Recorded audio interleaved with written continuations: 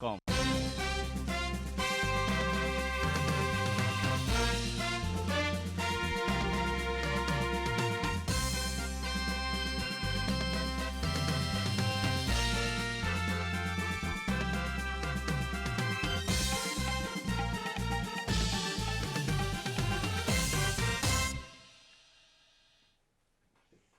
नमस्कार, म अनिस्मा बस्नेत। नमस्कार, म कावेरी पौडेल। राति 8 बजेको जनता समाचारमा स्वागत छ। सबैभन्दा पहिले प्रमुख समाचार। जनताको समस्यामा राजनीति गरेर विकासमा बाधा नपुर्याउन प्रधानमन्त्री ओलीको आग्रह। बाढी पहिरो प्रभावितको पुनर्स्थापना गर्ने प्रतिबद्धता। मनसुनी वायुको प्रभावका कारण उपत्यकामा भीषण वर्षा, काठमाडौँका घर तथा सडक जलमग्न, नदीहरूको जलस्तर पनि बढ्यो। पार्टीको नेतृत्व परिवर्तन गर्नुपर्ने कांग्रेस वरिष्ठ नेता पौडेलको दाबी। अभिभावकको भूमिका निर्वाह गर्न देउवा र पौडेललाई महामन्त्री कोइरालाको आग्रह। देशका प्रमुख पूर्वाधारहरूको रक्षाका लागि हाइटीद्वारा अमेरिका र राष्ट्रसङ्घसँग सैन्य सहयोगको अपिल। तत्काल सेना पठाउन नसक्ने अमेरिकाको प्रस्ताव। र 16औं संस्करणको युरोकप फुटबलको फाइनल खेल आज। उपाधिका लागि इङ्ल्यान्ड र इटली भिड्दै।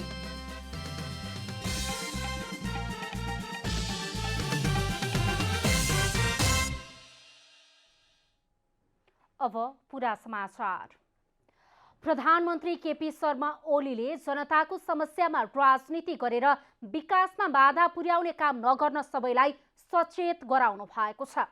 जनताका समस्या तथा असुविधाहरूको सम्बोधन गर्नुपर्नेमा त्यही समस्या र पीडालाई राजनीतिक व्यापारको रूपमा प्रयोग गर्ने गरिएको प्रधानमन्त्रीको भनाइ छ।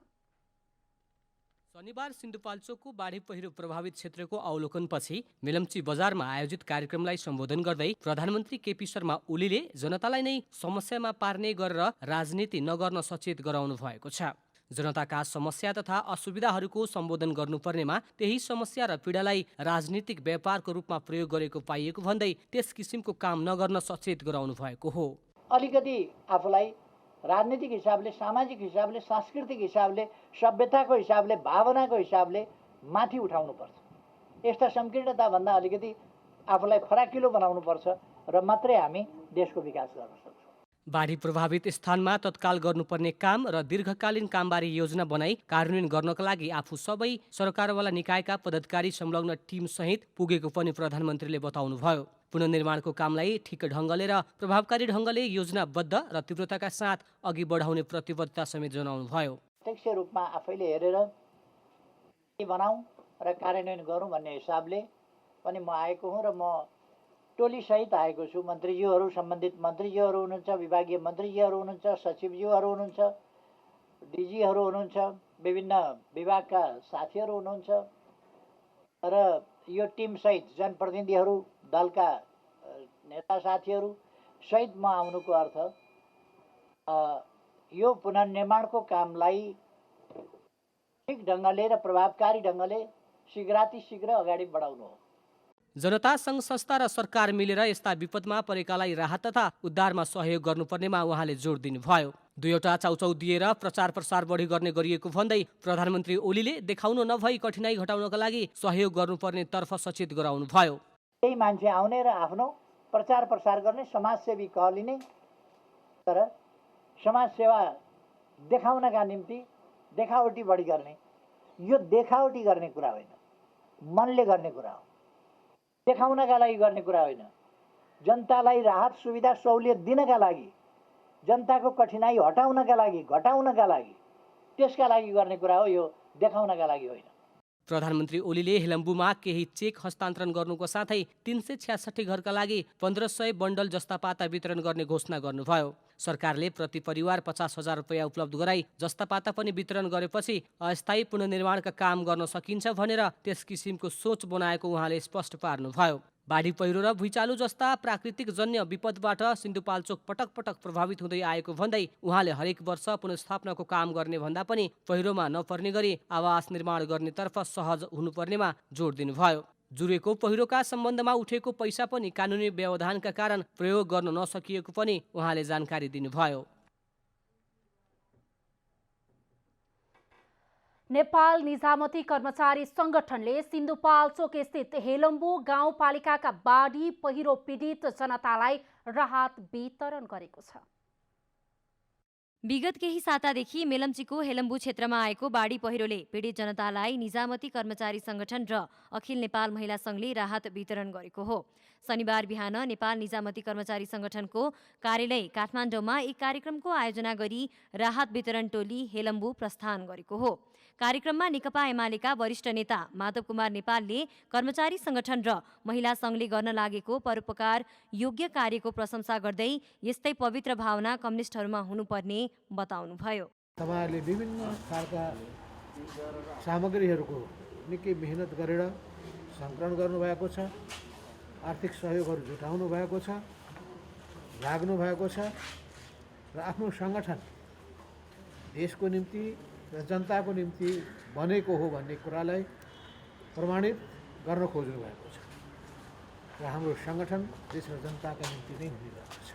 नेता नेपालले टोलीलाई कोरोना महामारीको जोखिमलाई ध्यानमा राख्दै राहत वितरणमा जुट्न पनि आग्रह गर्नुभयो। राहत लिने आफूहरूको मन नभए पनि बाध्यतावश अस्वीकार गर्न पनि नसकिएको वडा अध्यक्ष छिरिङ ग्याल्पोले बताउनुभयो। तपाईँको त्यो राहत लिने इच्छामा छैन, तब नहुँदा हुँदा पनि तपाईँको यो के भन्छ यो अब बाध्यता तपाईँको यो भूगोलको कारणले यो एउटा तपाईँको कारणले चाहिँ तपाईँको हामीले बाध्य बनायो। शनिबार वितरण गरिएको आवश्यक सामानहरू राहत नभएको केवल मलम मात्र भएको पेशागत महासङ्घका अध्यक्ष विश्वनाथ प्याकुरेलले बताउनुभयो। जसले राहत पाएको छैन, राज्यको ध्यान पुगेको छैन, आँखा पुगेको छैन, कान खुलेको छैन, म राज्यको ध्यान आकर्षण पनि गराउन चाहन्छु। वास्तवमा काठमाडौँमा बसेर भाषण होइन, फिल्डमै गएर जनताको सुख दुःखमा साथ दिने स्थिति राज्यले बनाउन सक्यो, सरकारले बनाउन सक्यो भने मात्रै वास्तवमा सरकार छ भन्ने अनुभूति हुनसक्छ। मनसुन सुरु भए लगत्तै परेको अविरल वर्षाका कारण बाढी पहिरो जाँदा हेलम्बु गाउँपालिकाका सबै वडा प्रभावित भएका छन्। बाढी पहिरो पीडित हेलम्बुवासीका लागि राहत वितरणका लागि विभिन्न सङ्घ संस्था हेलम्बु पुगिसकेका छन्। त्यसैले दीर्घकालीन समाधानका उपायहरू अवलम्बनतर्फ सम्बन्धित पक्ष ध्यान जानु आवश्यक रहेको छ। काठमाडौँ उपत्यकामा शनिबार दिउँसो ठूलो वर्षा भएको छ। काठमाडौँमा शनिबार दिउँसो 1 घण्टामै 50 मिलिमिटर भन्दा बढी पानी परेको जल तथा मौसम पूर्वानुमान महाशाखाले जानकारी दिएको छ। पानीसँगै काठमाडौँका विभिन्न खोलामा जलस्तर पनि बढेको छ। रुद्रमतीमा बाढी आउँदा अनामनगर क्षेत्रको सडक तथा छेउछाउका घरमा समेत पानी पसेको छ। यस्तै काठमाडौँको घट्टेकुलो क्षेत्र पनि डुबानमा परेको छ। बागमती, मनोहरा, हनुमन्ते, गोदावरी लगायतका नदीमा पनि पानीको बहाव बढेको छ। कतिपय ठाउँको सडकमा पानी जमेर आवतजावतमा समस्या भएको छ। प्रदेश नम्बर 1, प्रदेश नम्बर 2, बागमती प्रदेश, गण्डकी प्रदेश र लुम्बिनी प्रदेशका धेरै ठाउँमा सामान्यदेखि मध्यम र केही ठाउँमा ठूलो पानी परिरहेको छ। देशभर मनसुनी वायुको प्रभाव रहेकाले धेरै ठाउँमा पानी परिरहेको हो। सोमबारसम्म नै मनसुन सक्रिय भइरहने भएकाले देशका धेरैजसो ठाउँमा पानी पर्ने सम्भावना रहेको महाशाखाले जनाएको छ। महाशाखाले आउँदो 24 घण्टाका लागि चेतावनी जारी गर्दै भारी वर्षाका कारण पहाडी भूभागमा भूक्षय, पहिरोको जोखिम रहनुका साथै नदीनाला तथा खहरे खोलामा पानीको सतह बढ्न सक्ने र दैनिक जीवन यातायात क्षेत्र प्रभावित हुन सक्ने भएकाले आवश्यक सतर्कता अपनाउन सबैमा अनुरोध गरेको छ।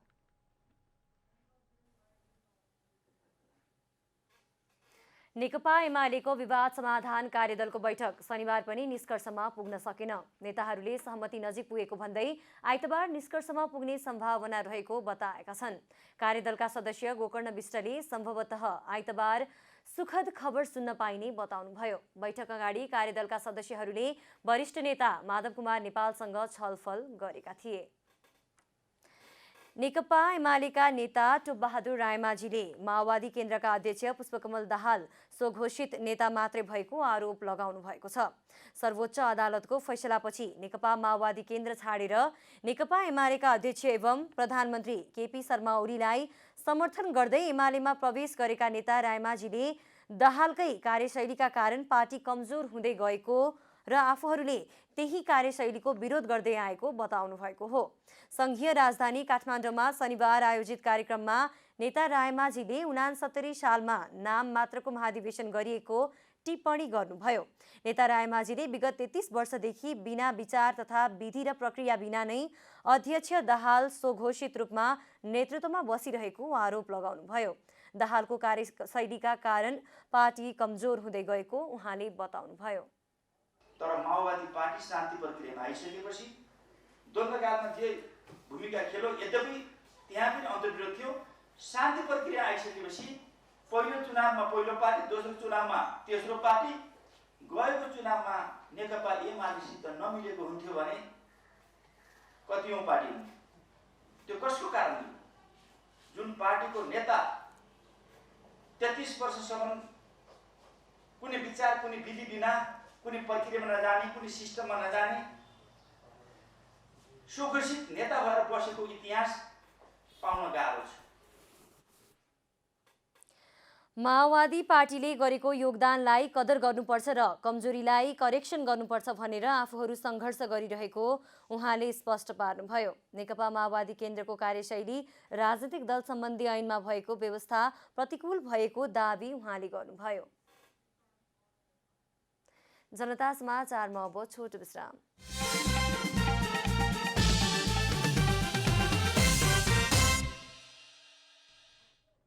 जनता समाचारमा अब थप समाचार। नेपाली कांग्रेसको संशोधित कार्यतालिका अनुसार असार 20 गतेसम्म क्रियाशील सदस्यता सम्बन्धी विवाद समाधान गरिसक्नुपर्ने थियो, तर विवादको टुङ्गो नलाग्दा भदौमा तोकिएको 14औं महाधिवेशनको कार्यतालिका समेत प्रभावित बन्ने देखिएको छ। नेपाली कांग्रेसको 14औं महाधिवेशनमा क्रियाशील सदस्यता विवादले उग्र रूप लिँदा शीर्ष नेताहरू नै विवाद बल्झाउन लागि परेको आरोप लागेको छ। 14औं महाधिवेशनमा क्रियाशील सदस्यताको संख्या करिब 10 लाख पुर्याउने निर्णय गरेसँगै क्रियाशील सदस्यताको विवादले महाधिवेशनको मिति नै प्रभावित बनाउन सक्ने आशंका गरिएको छ। कांग्रेससँग एकता वा पार्टी प्रवेश गरेका विजय कुमार गक्सेदार, सुनिल कुमार थापा, अभिषेक प्रताप सिंह लगायतकालाई पनि क्रियाशील सदस्यता विवरणको कोटा दिएको थियो, तर उनीहरूले विधानले निर्धारण गरेको प्रक्रिया पूरा नगरेको र हैसियत भन्दा बढी सदस्यता संख्या दिएको भन्दै विरोध भएको छ। विधानत वडा कार्यसमितिमा क्रियाशील सदस्यताको आवेदन दिन सकिने व्यवस्था छ। नयाँ सदस्यता क्षेत्रीय कार्यसमिति र नवीकरण जिल्ला कार्यसमितिको क्षेत्राधिकारभित्र पर्छ, तर क्रियाशील सदस्यता विवरणमा केन्द्र नै हावी हुने गरेको छ। यस कुरालाई पनि हेर्नुपर्ने जिल्ला सभापतिहरूको भनाइ छ। हामीलाई आशा छ पार्टीले विधान सम्मत नै गर्नुहुन्छ, किनभने यही विधानले गर्दाखेरि पार्टी सभापति, पार्टी महामन्त्री, पार्टी केन्द्रीय सदस्यहरू बन्नुभएको छ। यदि विधानलाई कसैले पालना गरेन भने विधानभन्दा माथि कोही पनि छैन। विधान सम्मत नै हुनुपर्छ भनेर हाम्रो त्यही भनाइ। यता केन्द्रीय क्रियाशील सदस्यता छानबिन समितिका सदस्य प्रदीप पौडेल क्रियाशील सदस्यताको विवाद बाहिर आए जस्तो जटिल नभएको बताउनुहुन्छ। पौडेलका अनुसार असार मसान्तभित्र सम्पन्न गर्ने गरी काम भइरहेको छ। 50 जिल्लाको सदस्यता टुङ्गो लागिसकेको र अब बाँकीको तीव्र रूपमा छानबिन भइरहेको नेता पौडेलले बताउनुभयो। जो आउनु भएको हो त्यो रियल मान्छेलाई दिनका लागि हामीले त्यसलाई चाहिँ व्यवस्थापन गर्न खोजेको हो। समस्या भनेर अब साथीहरू आउनुभयो, उहाँहरूलाई सम्मान गर्न छोडेर झन्झट मान्ने कुरा छैन, त्यसलाई व्यवस्थित गर्न खोजेको। जस्तै कुन जिल्लाबाट, कुन जिल्लाको कुन वडाबाट को साथी आउनुभयो होइन, त्यो पुरानो त्यो पार्टीको तर्फबाट, त्यो पार्टीबाट आउनुभएको नेताको तर्फबाट प्रस्तुत भएको लिस्टमा रुजु गर्दा त्यो नाम भेटिन्छ कि भेटिन्न, अथवा सही मान्छे त्यहाँबाट छुट्ने अनि त्यसको नाममा अरू कोही प्रवेश गर्ने स्थिति भयो भने त्यो स्वाभाविक हुँदैन। सभापति शेरबहादुर देउवाले सदस्यता विवरणमा मनोमानी गर्दै नवीकरणमा समेत पूर्वाग्रही भएको आरोप वरिष्ठ नेता रामचन्द्र पौडेल पक्षले लगाउँदै आएको छ। क्रियाशील सदस्यले तल्लो तहदेखि माथिल्लो तहसम्मको नेतृत्व चयनमा प्रभाव पार्ने भएकाले नयाँ क्रियाशील सदस्यता विवरणको विषयलाई लिएर पौडेल पक्षले विवाद निकाल्दै आएको काङ्ग्रेस वृत्तमै चर्चा छ। क्यामेरामा साजन थापाका साथ कमला हमाल, काठमाडौँ। नेपाली कांग्रेसका वरिष्ठ नेता रामचन्द्र पौडेलले पार्टीको नेतृत्व परिवर्तन हुनु अत्यावश्यक रहेको बताउनु भएको छ।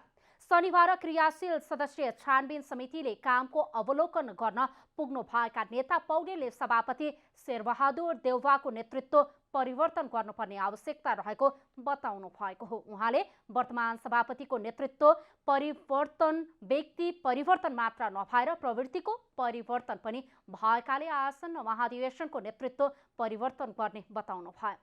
पार्टीको आगामी नेतृत्व लिने व्यक्तिको लागि आफ्नो समूहबाट साझा उम्मेद्वार बनाउने कोसिस भइरहेको पनि नेता पौडेलले बताउनु भयो। अब अहिले नेतृत्व जसले शेरबहादुरजीले जो गरिराख्नु भएको छ हैन, उहाँको नेतृत्वमा हामी चाहिँ परिवर्तन चाहन्छ हैन। अब उहाँको नेतृत्वको परिवर्तन भनेको यो प्रवृत्तिको परिवर्तन पनि हो र हामी त्यो परिवर्तनको लागि जो चाहिँ परिवर्तनको एजेन्डा लिएर जो अगाडि बढेका छौँ, हाम्रो बिचमा एउटा उम्मेदवार बनाउने कुरामा हामी प्रयत्न गरिरहेका छौँ। उहाँले महाधिवेशनको लागि आवश्यक आधारको रूपमा रहेको क्रियाशील सदस्यताको विवाद असार मसान्तभित्र टुङ्गिने विश्वास आफूले लिएको बताउनु भएको छ। नेपाली कांग्रेसका महामन्त्री शशाङ्क कोइरालाले पार्टीको आगामी नेतृत्व दोस्रो पुस्ताका नेताले गर्ने बताउनु भएको छ। कोइरालाले पार्टी नेतृत्व हस्तान्तरण हुने बेला आइसकेकाले अबको नेतृत्व आफू, विमलेन्द्र निधि र प्रकाशमान सिंह मध्ये एकजनाले लिने उद्घोष गर्नुभयो। पार्टी सभापति शेरबहादुर देउवा र वरिष्ठ नेता रामचन्द्र पौडेलले अभिभावकत्व भूमिका निर्वाह गर्नुपर्ने भन्दै उहाँले नेता द्वयलाई त्यस किसिमको भूमिकाका लागि आग्रह गर्ने बताउनु भएको छ। हामी तीनजनाले बसेर त्यही भन्यौँ केवल नेतृत्वको परिवर्तन हुनुपर्छ भनेर उसमा चाहिँ हामी पुग्यौँ, हामी तीनजना नेताहरू। अब कसरी परिवर्तन हुन्छ, कसले गर्छ त्यो परिवर्तन, त्यो प्रश्न त आजसम्म छ, यथावत नै छ। तसर्थ अब मेरो दृष्टिकोणले हामी तीनजना त्यसपछि 5 जना 7 जना हुँदै समूहलाई ठुलो पार्दै गयो भने मलाई लाग्छ हामी एउटै ठाउँमा उभिन सक्ने सम्भावना हुन्छ। त्यसले पार्टीलाई पनि मजबुत पार्छ, एकै ठाउँमा उभिन शक्ति पनि मिल्छ र एकजना मात्रै उम्मेदवार भयो भने हामी सजिलोसँग पुस्तान्तरण भनौँ अथवा हस्तान्तरण भनौँ त्यो गर्न सजिलो हुन्छ भन्ने ध्येयले हामीले यो प्रोग्राम सञ्चालन गरेको हो। तेरो र मेरो भन्ने स्वभावका कारण सभापति देउवा पार्टीको सफल सभापति बन्न नसकेको कोइरालाको टिप्पणी छ। नेता पुत्र त्रयको भेटघाट गुट उपगुटको अन्त्य गरी पार्टीलाई एक ढिक्का बनाई सहमतिका साथ सभापतिको उम्मेद्वार चयनका लागि आवश्यक वातावरण बनाउने कार्यमा केन्द्रित भएको महामन्त्री कोइरालाले स्पष्ट पार्नुभयो। बागमती प्रदेश सभाको बैठक स्थगित भएको छ। शनिबार दिउँसो 3 बजेका लागि बोलाइएको बैठक सूचना टाँसेर स्थगित गरिएको हो। प्रतिपक्षी दलसँग सहमति बिना बैठक बोलाएको भन्दै प्रतिपक्षी दलले असहमति जनाएपछि बैठक आइतबारसम्मका लागि नेपाली कांग्रेसका सचेतक छिरिङ दोर्जे लामाले जानकारी दिनुभयो। बैठकमा सहमति जुटाउनु भन्दा अङ्कगणितीय हिसाबले पेलेर लैजाने ढङ्गबाट सत्ता पक्ष आएपछि प्रतिपक्षीहरूले यसको विरोध गरेका थिए। बैठक सुचारू गर्न शनिबार मुख्यमन्त्री डोरमणि पौडेल, प्रमुख प्रतिपक्षी दलका नेता शालिग्राम जमकटेल, प्रतिपक्षी दल नेपाली कांग्रेसका नेता इन्द्रबहादुर वानिया सहितको बैठकमा आइतबार बैठक सञ्चालन गर्ने बारे छलफल भएको थियो।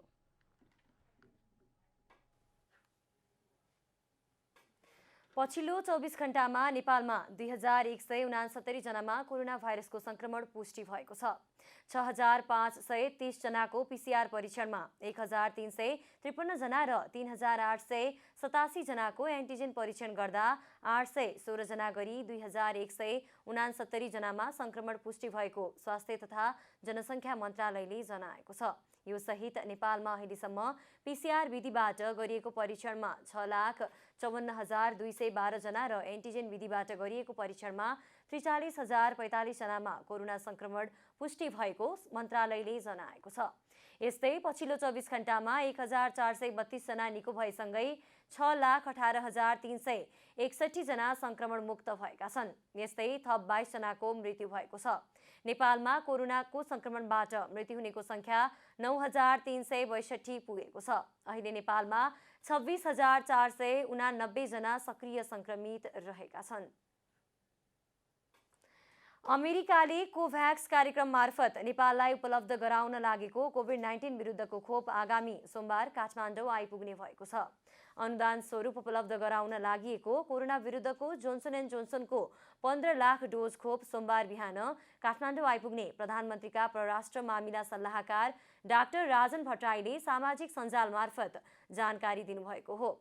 जोन्सन एन्ड जोन्सन खोप एक मात्रा लगाए हुने खोप हो। यसैगरी चीनबाट खरिद गरिएको भेरोसेल खोपको 8 लाख डोज शुक्रबार बिहान नेपाल ल्याइसकिएको छ। उपलब्ध खोपहरू प्राथमिकता निर्धारण गरी लगाइने स्वास्थ्य मन्त्रालयले जनाएको छ। सरकारले अन्तर्राष्ट्रिय उडान संख्या थप गरी नयाँ तालिका नेपाल नागरिक उड्डयन प्राधिकरण क्यानलाई पठाएको छ। सातामा कुल 53 वटा उडान सञ्चालन गर्ने गरी विभिन्न मुलुकका गन्तव्यमा उडान तालिका तय गरिएको प्राधिकरणका प्रवक्ता राजकुमार छेत्रीले जानकारी दिनुभयो। सरकारले अन्तर्राष्ट्रिय उडानतर्फ उडान संख्या थप गर्दै यसअघि उडान खुला गरेका गन्तव्यमा भारत बाहेकका मुलुकमा हुने उडान संख्या थप गर्ने निर्णय गरेको जनाएको छ। सरकारले आन्तरिक उडान पूर्ण रूपमा सञ्चालन गर्ने निर्णय गरेको छ। अन्तर्राष्ट्रिय तर्फ सम्बन्धित मुलुकले उडान सहजीकरण गरेको खण्डमा आवश्यकताको आधारमा उडान तालिका थपघट गर्न सकिने प्राधिकरणले जनाएको छ। अब आर्थिक समाचार।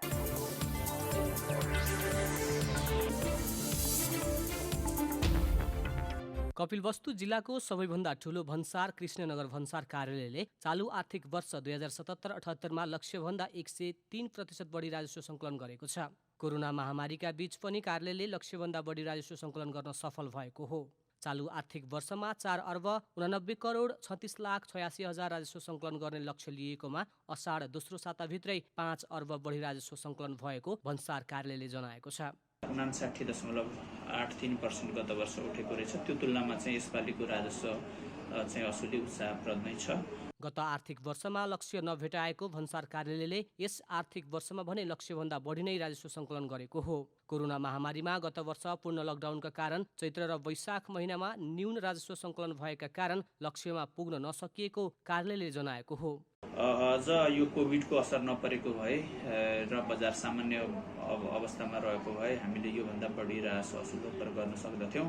कृष्णनगर भन्सार कार्यालयबाट यस आर्थिक वर्षमा निर्याततर्फ 29 करोड 36 लाख 76 हजार राजस्व सङ्कलन भएको छ।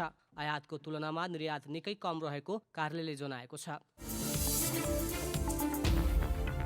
नेपाल धितोपत्र बोर्ड सेबुनले चालु आर्थिक वर्षमा कुल 14 अर्ब 4 करोड 97 लाख 7 हजार 25 रुपियाँ बराबरको हकप्रद सेयर बिक्रीका लागि अनुमति दिएको छ। बोर्डको विवरण अनुसार चालु आर्थिक वर्षमा विभिन्न 7 कम्पनीले हकप्रद सेयर बिक्रीका लागि अनुमति पाएका छन्। सबैभन्दा ठूलो परिणामको हकप्रद सेयर भने hydro electricity investment and development company लिमिटेडको रहेको छ। नेपालको जलविद्युत क्षेत्रको विकासका लागि स्थापना भएको यस कम्पनीले दर्जनभन्दा बढी आयोजनामा यसअघि नै लगानी गरिसकेको छ।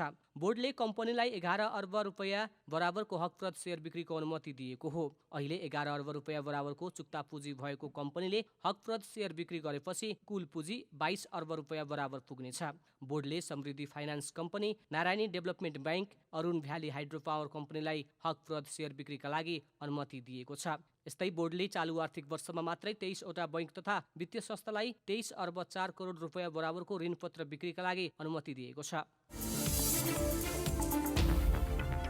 तामाकोसी जलविद्युतीय आयोजनाले यसै सातादेखि दोस्रो टर्बाइनबाट विद्युत उत्पादन गर्ने भएको छ। आयोजनाबाट थप 76 मेगावाट विद्युत उत्पादन गरी यसै सातादेखि राष्ट्रिय प्रसारण लाइनमा जोड्न लागेको हो। यो महिनाको अन्त्यमा 76 मेगावाट थपिएपछि माथिल्लो तामाकोसी जलविद्युत आयोजनाको 152 मेगावाट विद्युत राष्ट्रिय प्रसारणमा जोडिनेछ। भदौ अन्त्यसम्ममा 6वटै टर्बाइनबाट उत्पादित 456 मेगावाट विद्युत राष्ट्रिय प्रसारण लाइनमा जोडिन तीव्र रूपमा काम भइरहेको छ। गत असार 21 गते प्रधानमन्त्री केपी शर्मा ओलीबाट उद्घाटन भए लगत्तै 76 मेगावाट विद्युत राष्ट्रिय प्रसारण लाइनमा जोडिएको थियो। नेपालकै दोस्रो ठुलो 220/132 केबी देवीटार सब स्टेसन हुँदै तामाकोसीको 456 मेगावाट विद्युत राष्ट्रिय प्रसारण सञ्जालमा जोडिने आयोजनाले जनाएको छ।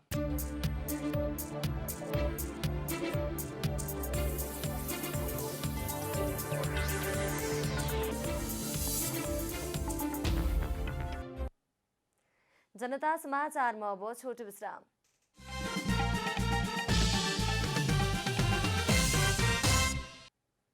अब खेलकुद समाचार।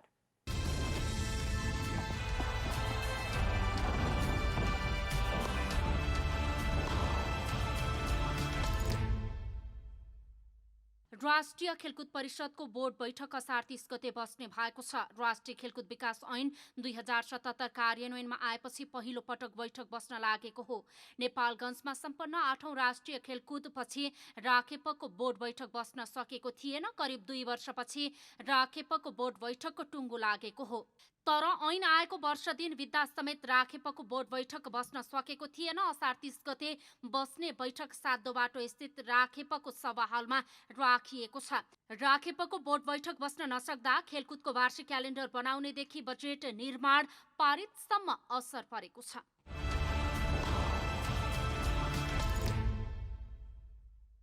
नेपालले 13औं संस्करणको दक्षिण एसियाली फुटबल प्रतियोगिता साफ आयोजनाको तयारी अघि बढाएको छ। आयोजक राष्ट्र बांग्लादेशले प्रतियोगिताबाट हात झिकेको जानकारी गराएसँगै नेपालले साफ आयोजनामा दावी प्रस्तुत गरेको छ। प्रतियोगिताको लागि सेप्टेम्बर 14 देखि 25 सम्मको समय निर्धारण गरिएको थियो। कोभिड-19 का कारण गत वर्ष हुनुपर्ने साफ फुटबल यस वर्ष सरेको हो। बांग्लादेशले प्रतियोगिता आयोजनाबाट हात झिकेपछि नेपाल र श्रीलङ्काले साफ आयोजनामा दावी प्रस्तुत गरेका छन्।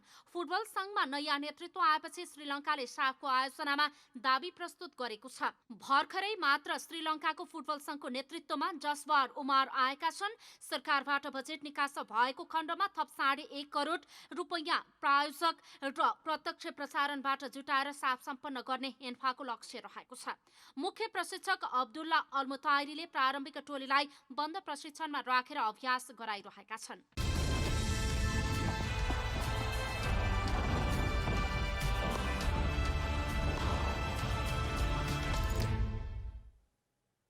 अब मौसम समाचार।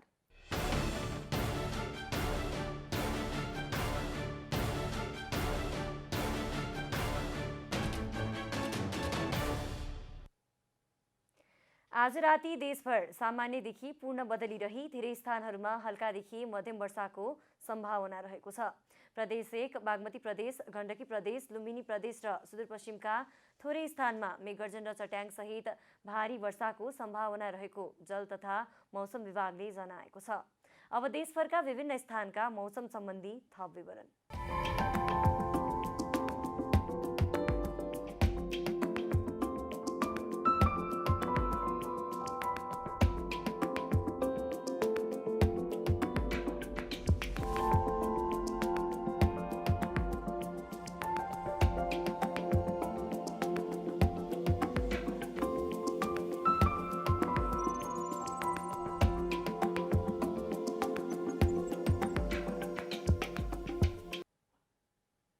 अन्त्यमा आजको डायरी।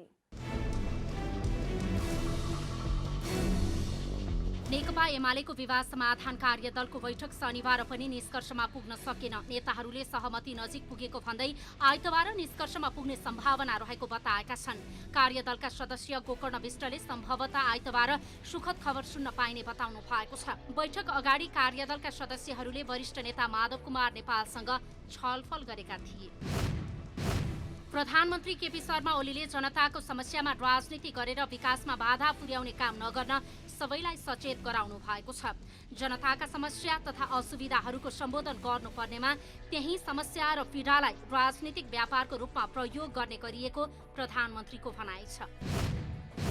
नेपाल धितोपत्र बोर्डले चालु आर्थिक वर्षमा कुल 14 अर्ब 4 करोड 97,07,025 रुपैयाँ बराबरको हकप्रद शेयर बिक्रीका लागि अनुमति दिएको छ। बोर्डको विवरण अनुसार चालु आर्थिक वर्षमा विभिन्न 7 कम्पनीले हकप्रद शेयर बिक्रीका लागि अनुमति पाएका छन्। त्यस्तै बोर्डले चालु आर्थिक वर्षमा मात्रै 23 वटा ब्याङ्क तथा वित्तीय संस्थालाई 23 अर्ब 4 करोड रुपैयाँ बराबरको ऋणपत्र बिक्रीका लागि समेत अनुमति दिएको छ।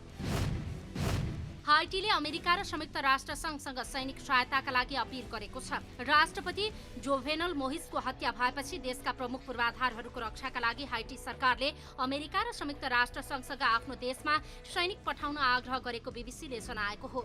अमेरिकाले भने तत्कालका लागि सैनिक सहयोग गर्ने योजना नरहेको बताएको छ। राष्ट्रिय खेलकुद परिषदको बोर्ड बैठक 30 गते बस्ने भएको छ।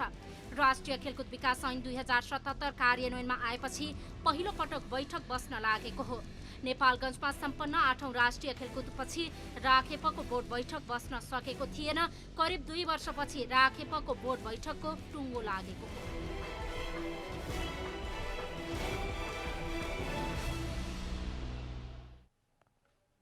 जनता समाचार अहिलेलाई यति नै। जनताद्वारा जनताका लागि प्रसारित जनता टेलिभिजनका कार्यक्रमहरू युट्युब, ट्विटर, फेसबुक र हाम्रो वेबसाइट जनतासमाचार.com मा पनि पढ्न र हेर्न सक्नुहुनेछ। सूचनामा तपाईको सहभागिता, समयमा समाचार हाम्रो प्रतिबद्धता। कोरोना भाइरसको संक्रमणबाट बच्न नियमित रूपमा साबुन पानीले हात धौँ, भिडभाडबाट टाढै रहौँ, मास्कको अनिवार्य प्रयोग गरौँ। नमस्कार।